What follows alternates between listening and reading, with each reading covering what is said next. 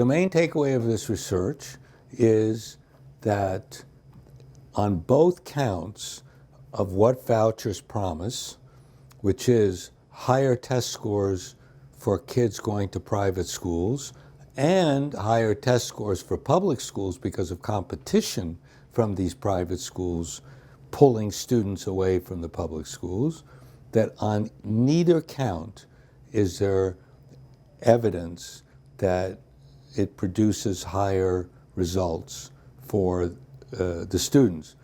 There is some evidence that the voucher kids going to the private schools in high school have higher graduation rates in the private schools and more going to college. But that's because, one, those are mostly religious Catholic schools at high school level for which the studies were done, and they do have a reputation of having higher graduation rates than public schools for low-income kids and going to college. That's true. But we don't know whether that's because they're more effective in sending those kids to college or whether they are shedding kids in sophomore and junior year who are not meeting their standards and therefore will not graduate or will not get to college, and replacing them with kids in junior year who have a better chance to go. In all these school districts and states where they're, in all states in the United States and in all school districts, particularly low-income school districts, there is an amazing amount of turnover in schools. Kids are shifting schools very often.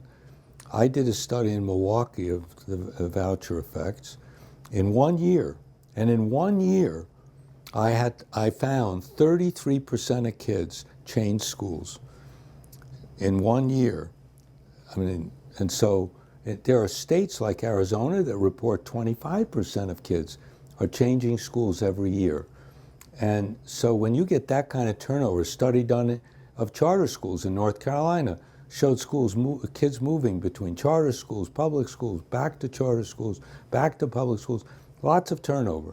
Well, under those conditions, it's very hard when you look at graduation rates to figure out what the cause is of those higher graduation rates in one school or another. However, that's one of the results of the study. I'm not going to dispute the results of the study.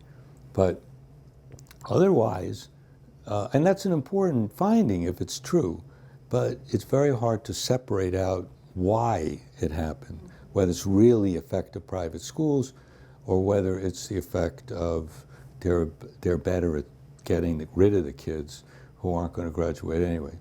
But that's the main takeaway, that there's no evidence of higher performance of the kids, and there's now new evidence that it may be even lower and harmful.